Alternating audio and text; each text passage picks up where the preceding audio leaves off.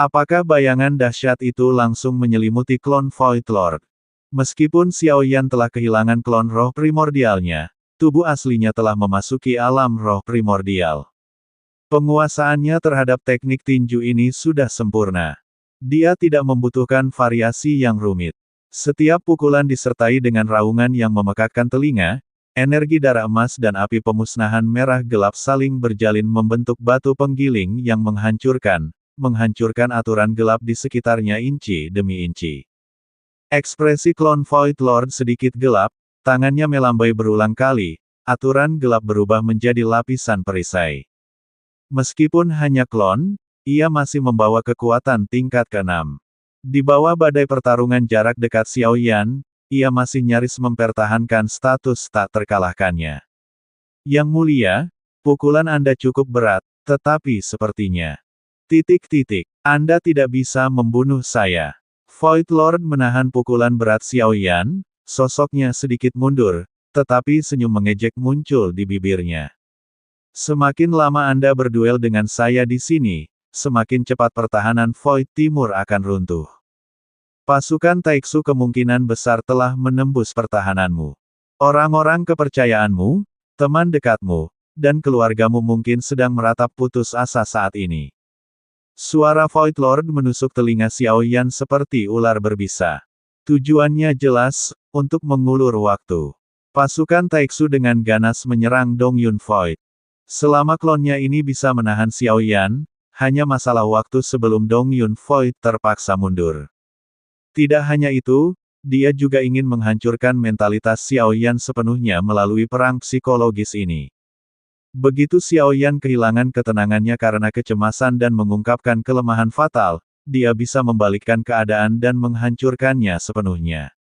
Namun, mata Xiao Yan tetap tak bergerak, dalam dan tak terduga. Mencoba membingungkan pikiranku. Xiao Yan mencibir dalam hati. Bagaimana mungkin dia tidak melihat niat jahat Void Lord? Situasi di Dongyun Void memang kritis, tetapi dia tahu lebih baik lagi bahwa jika dia menjadi gelisah saat ini. Kau tidak hanya akan gagal menyelamatkan Dongyun Void, tetapi kau juga akan binasa di sini. Karena kau begitu peduli pada Dongyun Void, mengapa kau tidak kembali dan melihat sendiri? Kekuatan Xiao Yan tetap tak berkurang, suaranya sedingin es. Atau apakah klonmu ini yang tidak berani meninggalkan pandanganku?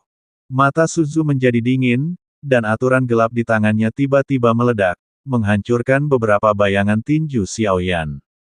Dia bermulut tajam, aku hanya menikmati perjuanganmu saat kau tak berdaya untuk membalikkan keadaan.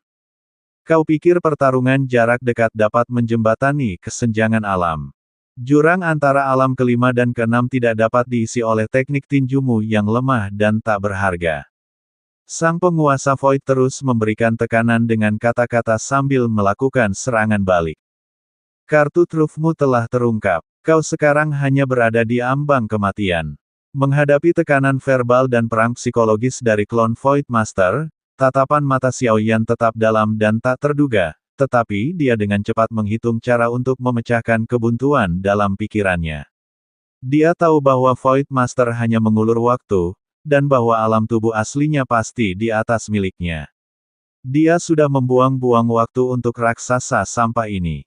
Yang justru merupakan taktik penundaan yang diperhitungkan oleh Void Lord. Tanpa menyadari situasinya, sejak awal ia telah menempatkan Xiao Yan dalam dilema. Hanya dengan memancing musuh jauh ke wilayahnya dan memaksanya untuk meninggalkan pertahanannya, ia dapat memberikan pukulan fatal. Di ujung tali, mari kita lihat siapa yang mati duluan. Mata Xiao Yan memerah, dan auranya yang sebelumnya tenang dan terkendali tiba-tiba menjadi ganas. Darah emasnya melonjak hebat, dan kobaran api merah pemusnah di sekitarnya tampak kehilangan kendali. Percikan api beterbangan di mana-mana, tampak sangat gelisah. Napasnya tampak menjadi cepat, dan darah emasnya menunjukkan sedikit gangguan. Di dalam sumber cahaya yang sebelumnya terus-menerus dan mahir, sebuah kekurangan kecil terungkap tanpa terkendali. Jika Dongyun Void benar-benar memaksa mereka untuk...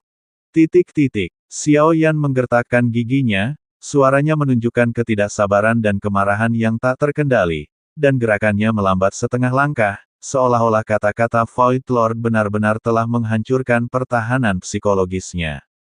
Namun jauh di lubuk hatinya, Xiao Yan tetap sangat tenang. Dengan Ye Tian dan Wulong Taixu di belakangnya, dia tidak akan gagal dalam waktu singkat kecuali seorang ahli tingkat 5 turun tangan. Anjing tua ini membawa aturan gelap tingkat 6. Pertahanannya sangat kuat.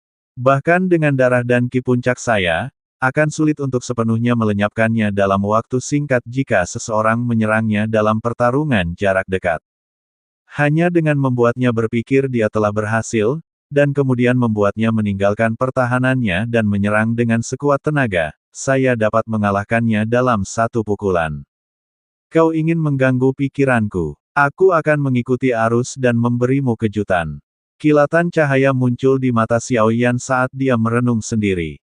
Emosinya sangat kompleks, menunjukkan kemarahan dan kemarahan yang tampaknya ditekan. Suzu dengan cermat memperhatikan kekacauan dalam aura Xiao Yan dan kekurangan dalam gerakannya.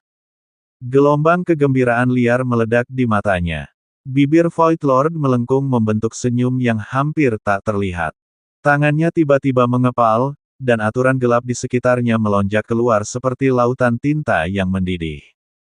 Tidak lagi mundur, mereka malah berusaha mengeksploitasi kelemahan Xiao Yan, menyerang dengan kegelapan.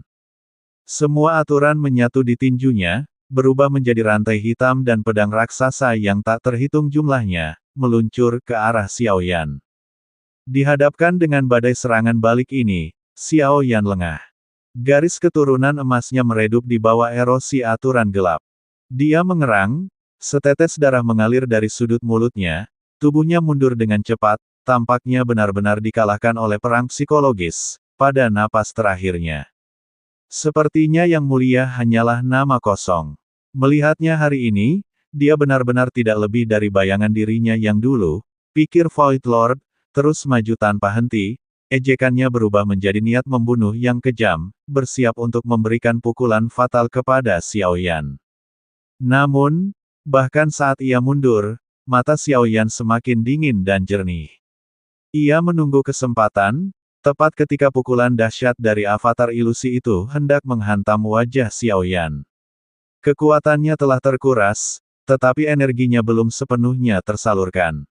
Dan tepat pada saat pusat energinya terbuka lebar. Dan pikirannya kosong. Saat gerbang batinnya terbuka lebar, mata Xiao Yan yang sebelumnya panik melirik ke sekeliling, sepenuhnya dipenuhi kilatan cahaya.